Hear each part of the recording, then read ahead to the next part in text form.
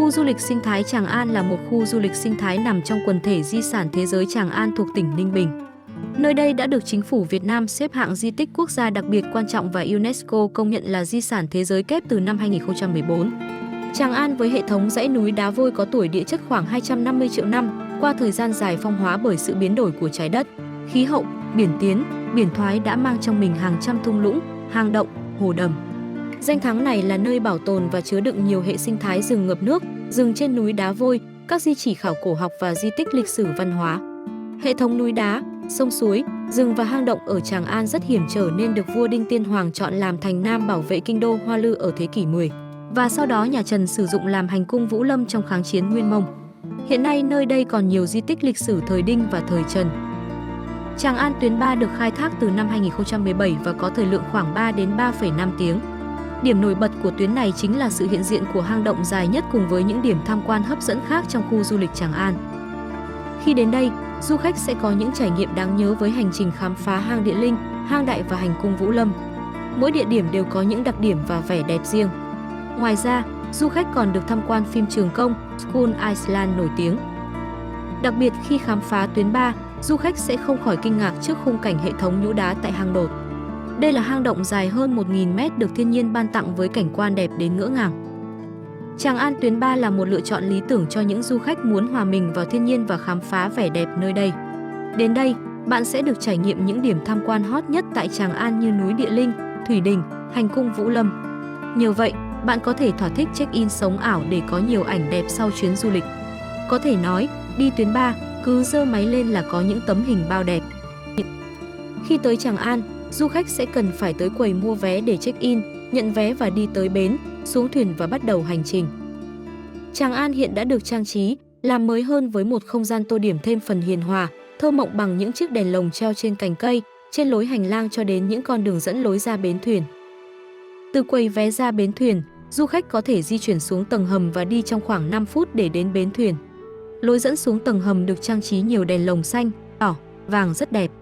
Du khách có thể lưu giữ những bức ảnh đẹp cùng với đèn lồng ở dưới tầng hầm này ở lượt đi xuống hoặc lượt đi lên.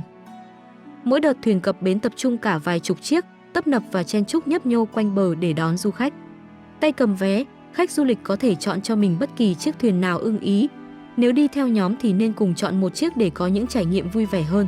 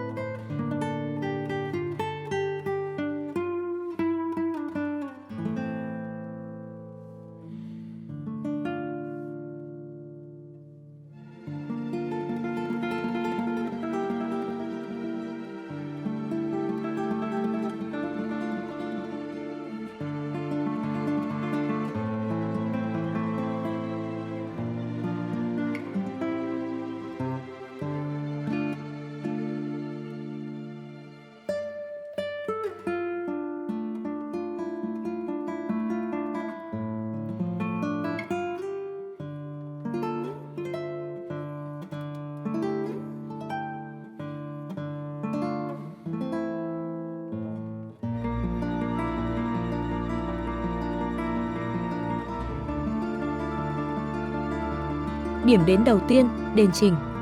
Trình trong đền Trình nghĩa là trình diện, ngôi đền đầu tiên xuất hiện khi đi Tràng An tuyến 3 đã có cách đây hơn 1.000 năm. Đền Trình Tràng An, Ninh Bình thờ ai? Có giá trị lịch sử gì? Đền Trình Tràng An nằm dưới chân núi theo thế tựa sơn, hướng thủy đã hơn 1.000 năm tuổi. Đền Trình không chỉ là điểm dừng chân mang ý nghĩa trình diện khi du khách đến tham quan khu du lịch sinh thái Tràng An Ninh Bình, mà còn là nhân chứng lịch sử cho cuộc xung đột giữa tướng sĩ triều Đinh và triều đình nhà Lê.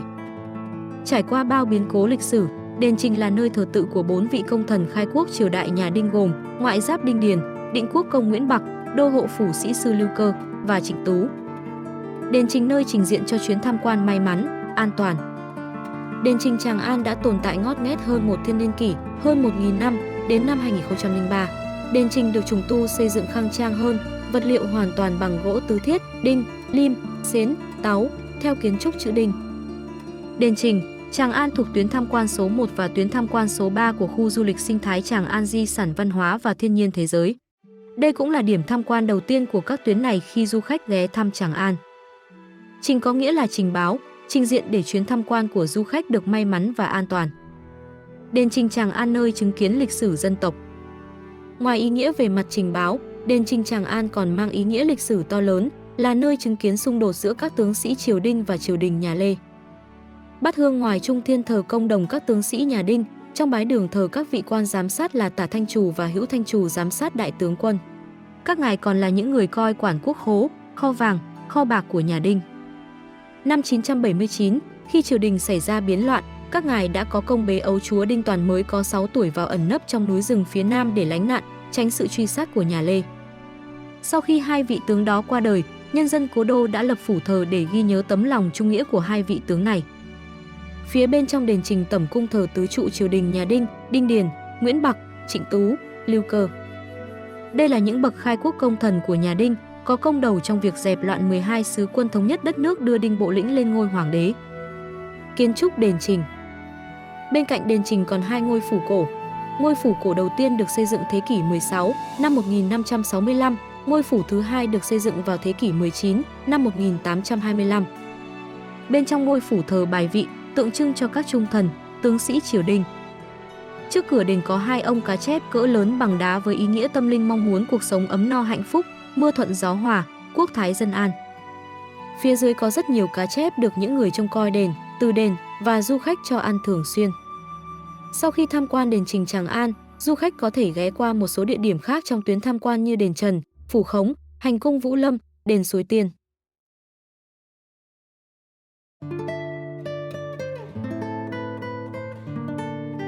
Điểm đến thứ hai của Tràng An tuyến 3 là Hang Đột. Hang Đột, hang động 1.000 m dài nhất ở Tràng An. Hang Đột là hang động dài nhất ở Tràng An và cũng là hang động dài nhất ở Ninh Bình với chiều dài lên đến 1.000 m. Hang động này sở hữu vẻ độc đáo với hệ thống nhũ đá có hình thù đa dạng, tạo nên một không gian lung linh và huyền ảo. Ở giữa hang có một trần cao và thoáng mát. Đi qua hang động Ninh Bình này, du khách sẽ có cảm giác như đang đi sâu vào lòng núi, trải nghiệm sự tĩnh lặng và thanh bình của thiên nhiên. Thời gian để chèo thuyền di chuyển qua hang khoảng 15 phút, cho phép du khách có thể thoải mái check-in và chiêm ngưỡng khung cảnh tuyệt đẹp nơi đây. Để có thể khám phá hang Đột, du khách có thể tham quan khu du lịch Tràng An theo tuyến 3. Lộ trình: bến thuyền, đền Trình, hang Đột, hang Vân, đền Suối Tiên, núi Địa Linh, hang Đại, hành cung Vũ Lâm, phim Trường Công, trở lại bến thuyền.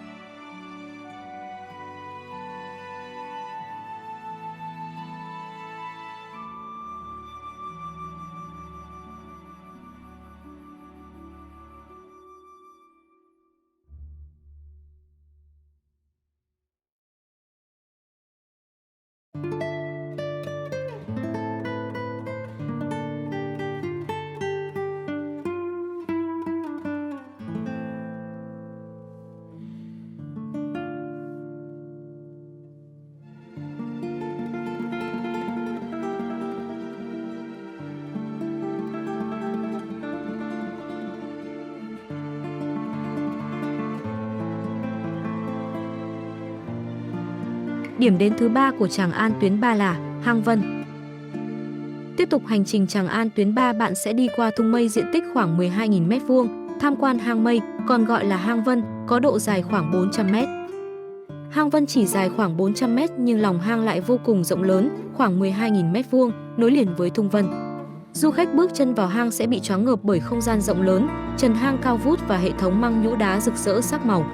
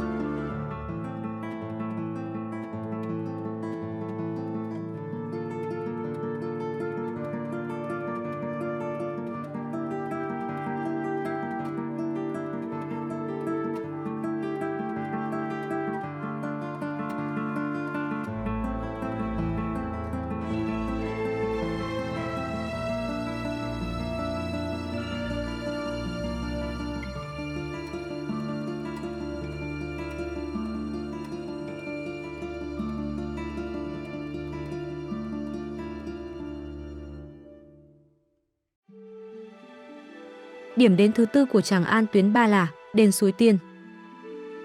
Đền Suối Tiên, khám phá kỳ quan du lịch đầy hấp dẫn. Qua hang Thánh Trượt đi thuyền khoảng 20 phút chúng ta sẽ đến đền Suối Tiên. Trên đường di chuyển nằm giữa dòng sông, du khách có thể nhìn thấy ngọn núi giống như bông sen của nhà Phật được nhân dân đặt tên là Địa Linh, với ý nghĩa là linh khí đất trời hồn thiêng sông núi hội tụ tại nơi đây. Nhìn từ xa ngọn núi giống như bông sen cách điệu hay giống như chiếc bút của vị thần khổng lồ. Và vách núi dựng đứng xếp thẳng hàng giống trang sách được mở ra để viết nên những trang sử hào hùng của dân tộc trải qua hàng ngàn năm dựng nước và giữ nước của cha ông thở trước, lưu danh những anh hùng lịch sử của dân tộc để thế hệ mai sau mãi tiếp bước và viết tiếp những dòng sử vẻ vang. Gần đền có nhà tranh vách đất tái hiện lại cuộc sống của người Việt cổ, có cối xay lúa, nơm úp cá. Vào dịp lễ hội đầu năm có dàn nhạc cụ ở đây biểu diễn. Ngôi đền này thờ Thánh Quý Minh Đại Vương và phu nhân của ông là một vị tướng tài ba thời Hùng Vương thứ 18. Theo truyền thuyết dân gian, Đức Thánh Quý Minh Đại Vương là một trong ba anh em ba vị tướng đã được phong thánh, Đức Thánh Tản Viên, Đức Thánh Cao Sơn và Đức Thánh Quý Minh, là người có công trấn Ải Sơn Nam, bảo vệ đất nước thời vua Hùng Duệ Vương, tức Hùng Vương thứ 18. Ngài là một thượng đẳng thần, được các triều vua qua nhiều triều đại ban chiếu sắc phong, được nhân dân khắp nơi thờ phụng, trở thành thành hoàng làng ở nhiều nơi, nổi tiếng là vị thần linh ứng khi dân gian cầu đảo. Tương truyền rằng, vùng xung quanh nơi đây có nguồn nước rất trong và sạch, các cô tiên hay xuống đây tắm nên gọi là đền Suối Tiên. Trước đây, khi đời sống người dân địa phương còn nhiều khó khăn, khu vực này là nơi thâm sơn cùng cốc, có rất nhiều thú dữ, người dân vào đây kiếm củi, săn thú rất lo sợ những con vật hung dữ này. Khi đó, họ rất tin tưởng vào đức độ, sự hiển linh của vị Thánh Quý Minh Đại Vương. Vua Đinh cho xây dựng ngôi đền này với mục đích nhằm mượn uy danh của Đức Thánh để trấn trạch bốn phương Đông, Tây, Nam, Bắc của kinh thành Hoa Lư xưa. Thực chất, ngôi đền cổ thờ ngài là ngôi đền trấn trạch phía Nam. Theo tâm linh của nhà Đinh, phía Đông là Động Thiên Tôn, phía Bắc là đền Thánh Nguyễn Minh Không, phía Tây là chùa Bái Đính, phía Nam là đền Trần bên tuyến 1. Ngôi đền Suối Tiên được rước chân nhang từ đền Trần sang, phục dựng y hệt như đền Trần để tiện cho việc thờ cúng. Đền Suối Tiên được xây dựng lại trên nền móng cũ bằng 4 loại gỗ đinh, lim, xến, táo. Kiến trúc ngôi đền này mang dáng dấp hiện đại, lớn hơn đền Trần bên tuyến 1. Trong đền, tượng Thánh Quý Minh Đại Vương tay cầm bảo trượng giống như là thượng phương bảo kiếm, khăn đai mũ áo chỉnh tề tượng trưng cho một bậc chính nhân quân tử, văn võ toàn tài. Bên cạnh ông là phu nhân, tay cầm quạt nhưng quạt đã khép tượng trưng cho bậc tiên tri, bà là người quân sư, cũng như giúp việc cho chồng rất nhiều. Hai bên thờ các vị quan văn, quan võ, có đặt hai bức tượng ngựa trắng và đỏ tượng trưng cho yếu tố âm và dương. Trong đền còn có bức sắc phong Thánh Quý Minh Đại Vương năm 1783 triều vua Lê Hiển Tông, niên hiệu Cảnh Hưng 44. Hàng năm, vào ngày 18 tháng 3 âm lịch, lễ hội truyền thống Tràng An, Thánh Quý Minh Đại Vương được tổ chức tại đền Trần, Nội Lâm, đền Suối Tiên. Lễ hội được tổ chức nhằm tưởng nhớ và tri ân công đức của Đức Thánh Quý Minh Đại Vương, người đã có công trong sự nghiệp bảo vệ và gìn giữ nước nhà. Đồng thời cũng là dịp để cầu nguyện cho quốc thái dân an, mưa thuận gió hòa. Lễ hội diễn ra trong 2 ngày với nhiều hoạt động như lễ dâng hương, rước kiệu và rước chân nhang từ đền Trần về đền Suối Tiên, lễ rước nước và nghi lễ dâng hương tại đền Suối Tiên, hành cung Vũ Lâm, lễ hô thần nhập tượng tại đền Suối Tiên. Cùng với vẻ đẹp của địa thế quần thể danh thắng Tràng An với sự hấp dẫn ở hệ thống hang động, hệ thống thung nước liên hoàn tạo thành một vòng tròn khép kín, lễ hội truyền thống Tràng An, Thánh Quý Minh Đại Vương sẽ góp thêm một nét đẹp văn hóa, tạo sự hấp dẫn trong chuỗi hành trình du lịch của du khách khi đến với quần thể danh thắng Tràng An.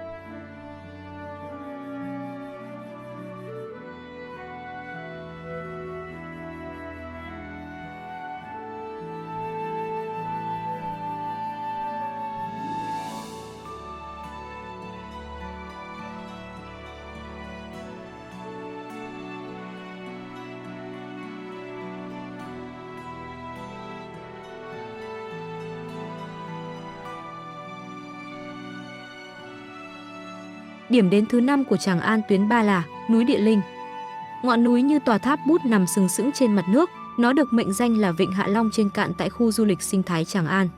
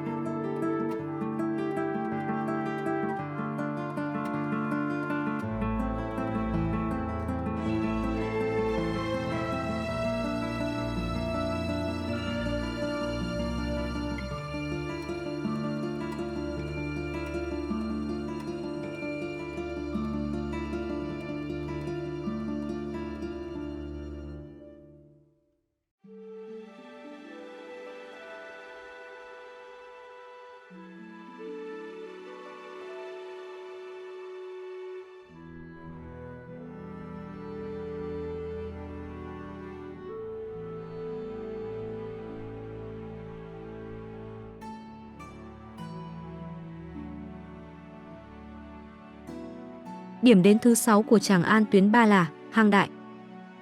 Hang Đại là điểm đến thứ 6 trên hành trình du lịch Tràng An tuyến 3. Cũng giống như tên của mình, hang Đại dài khoảng 150 m, có lòng hang rất rộng và thông thoáng. Hang Đại Tràng An là một viên ngọc quý tại khu du lịch sinh thái Tràng An, mỗi năm có rất nhiều du khách đến tham quan. Với vòm đá vôi cao và mở rộ, hang Đại tạo nên một không gian thiên nhiên kỳ diệu, hấp dẫn du khách bằng sự hòa quyện giữa đèn và bóng tối, tạo nên những bức tranh động và tĩnh đẹp ngỡ ngàng. Những dải ánh sáng mặt trời lọt qua những kẽ đá nhỏ, tô điểm cho không gian bí ẩn và huyền bí. Mỗi góc cạnh của hang đều là một tác phẩm nghệ thuật tự nhiên, từ những tảng đá hình thù độc đáo đến những hình ảnh phản chiếu trong nước xanh biếc dưới chân thuyền. Hang Đại mang đến cho du khách những trải nghiệm đặc biệt khi đến Tràng An.